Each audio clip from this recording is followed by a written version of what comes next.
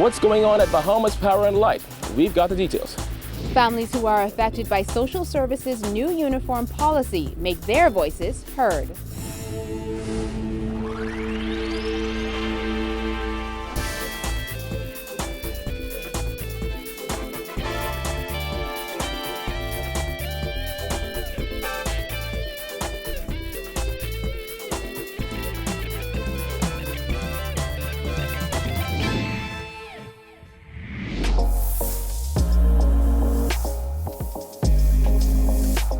Our news is brought to you by Alive.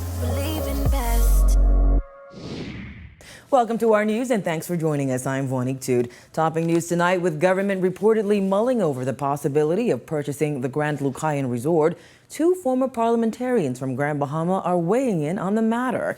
Meanwhile, vendors in the nearby Port Lucaya marketplace say they are desperate for life to be brought back to that strip. Jared Hicks was in Grand Bahama and has this report. The message from these vendors is clear. Business is dangerously slow, and their livelihood depends on the opening of the now mostly shuttered Grand Lucayan Resort. I feel like everything at a standstill. And it ain't look like there's really no intention of bringing things back.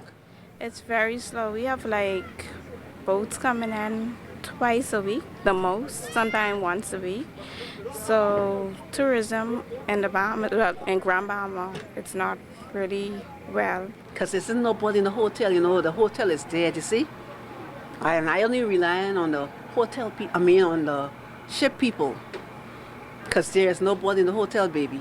We probably can get the heads if we get the beds for the heads. With casino closed, 2 hotels, and look at the International Bazaar from 2004, when Jane and Francis, this one here from 2016. What is happening for us? Nothing. We sit all day and they want you to dress up and have very good cars. How are you going to maintain these things? How are you going to do it? The post-Hurricane Matthew closing of the resort cost the island nearly 1,000 jobs and slashed more than half of Grand Bahama's room inventory. The Wynn Group, led by Canadian investor Paul Wynn, was in talks to purchase the resort, but they recently pulled out, citing a lack of economic feasibility. Prime Minister Dr. Hubert Minnis suggested to F&M party supporters in Grand Bahama that government may consider moving in to purchase the resort, a suggestion that former Marco City MP Greg Moss described as a bad move for the country.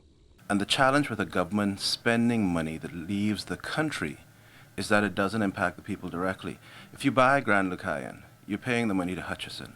Hutchison takes the money out of the country. So what have you done to improve the economy or to improve the plight of the average person? You haven't.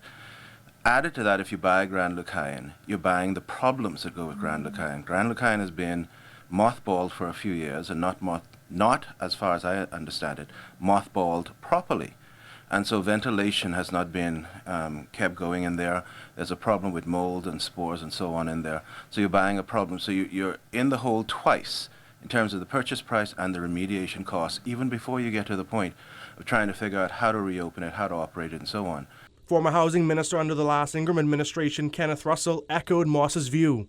First of all, I don't think the government should buy the hotel. We had that experience before. And if the government buys the hotel, there must be an exit plan, a very, very short time exit plan. Something has to happen one way or the other. But I think that one of the main things that's happened is that Hutchinson got to say that the hotel is up for sale and market that throughout the world so that people who are interested in coming to the Bahamas to open hotels can come and buy. And of course, what about the vendors? As they told our news, their livelihood depends on the resort. Well, if they can, why not? Like yesterday. What else you want to find out? They should buy it. Tell me why they should buy it. They should buy it because do something for the people. They say it's the people's time. So do something for the people. Just like how they found a way to increase the VAT, find a way to create jobs for us, the people. Especially Grand Bahama is doing very, very bad. I think that we need to get an investor. Would be more coming into the country and the government with their other resources that they can use to patronize and develop other parts of Grand Bahama to make it more prosperous. The government should invest in Grand Lucayo, open up Grand Lucayo because something needs to be done for the people of Grand Bahama.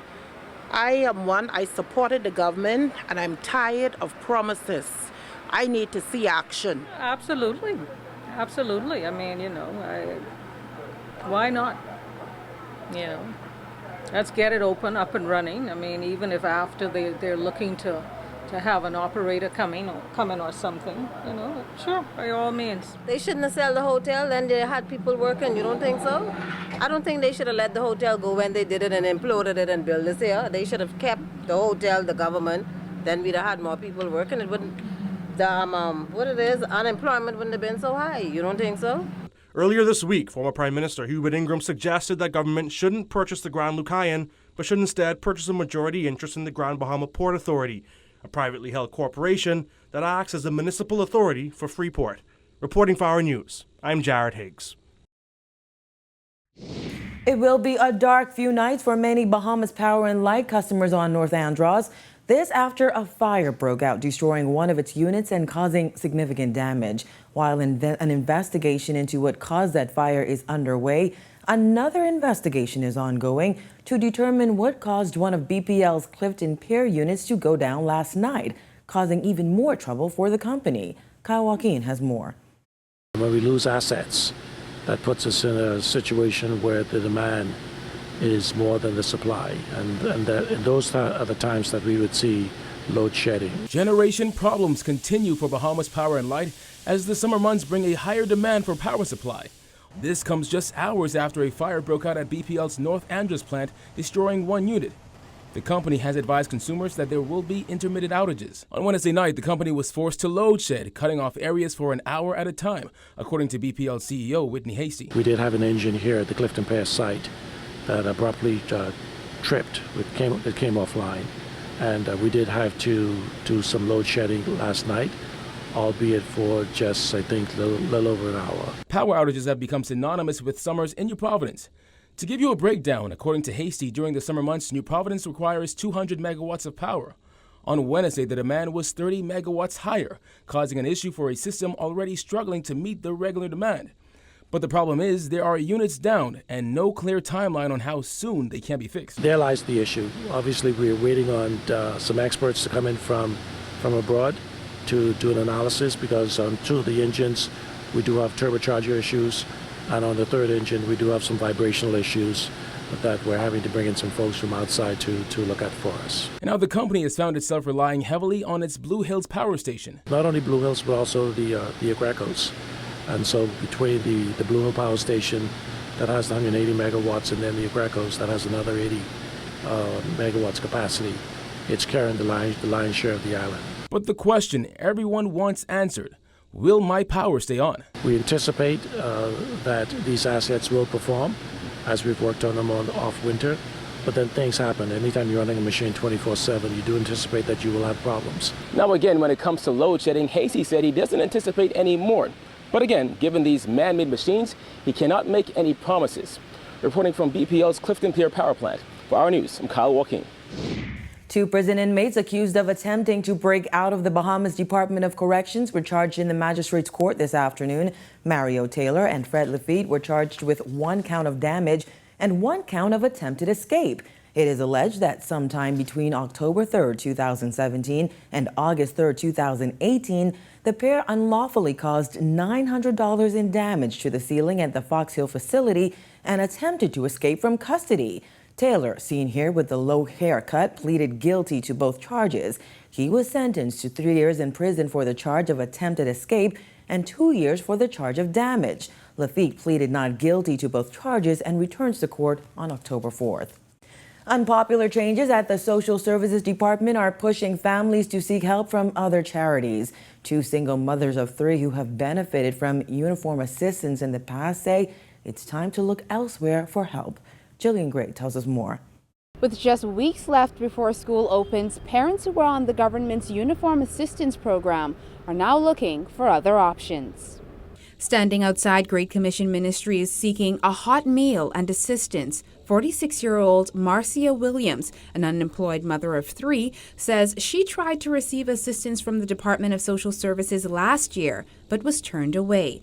Now that the department's budget has been slashed by $90,000, Williams said this summer she won't even try. No, I didn't go back this year because how they are acting with the uniform. They said they only can give 2.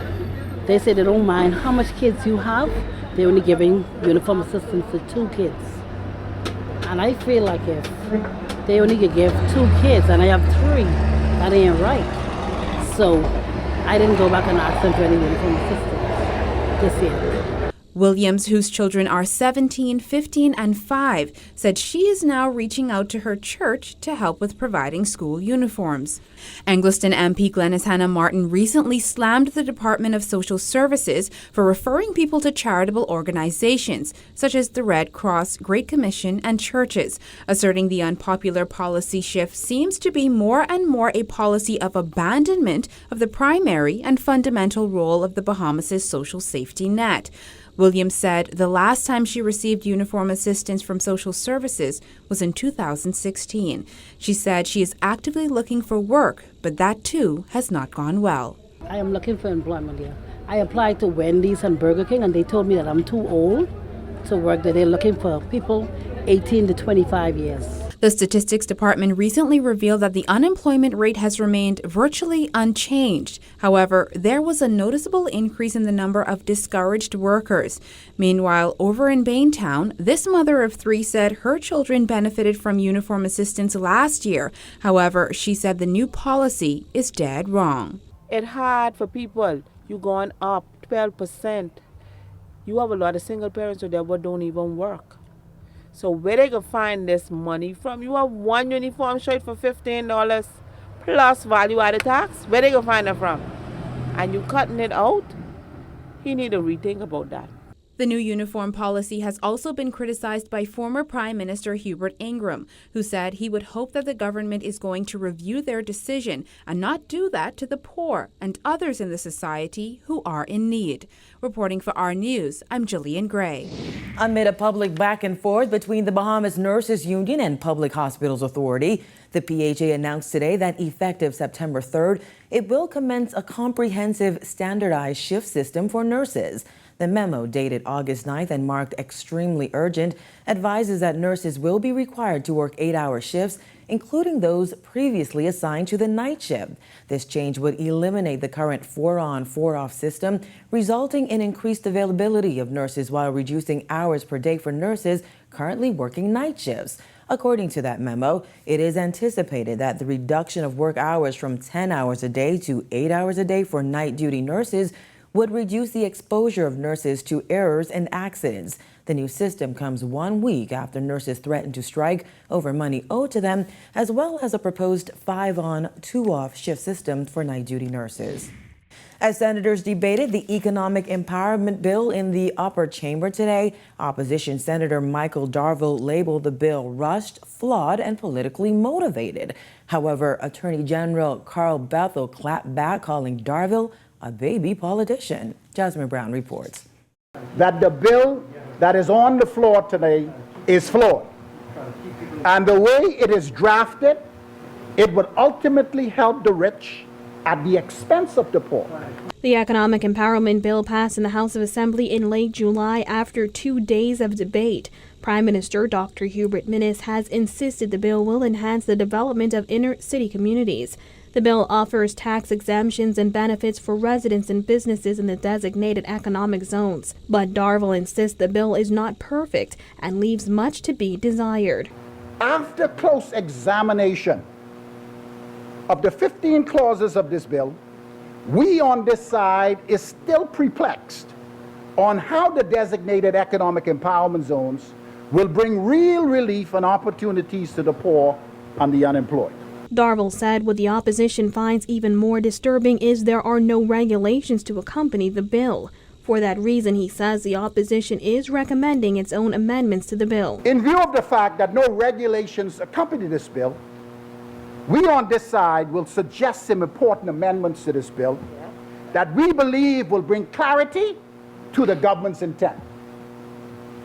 Madam Vice, why is the government trying to rush this bill through Parliament without further consultation and proper consultations, particularly to the residents who will be affected? His point did not sit well with Bethel, who quickly rose to his feet to fire back, saying Darville is still new to politics. Good senator opposite is a baby parliamentarian. You just get here. Yeah. Okay? He only spent 5 years in that other place, and now he's here. With the little time he's had there, he'll know even his government bought bills without regulations. It is not required. Now, Darville says if the minister's administration does not include the opposition's amendments this lap, the PLP does have a plan B. When the good Lord give us an opportunity to govern again, our team will bring this bill back to Parliament and fix these irregularities that currently exist in the drafting. Reporting for our news, I'm Jasmine Brown. Still to come on our news, a look at Prince George Wharf through the eyes of a tourist. Stay tuned.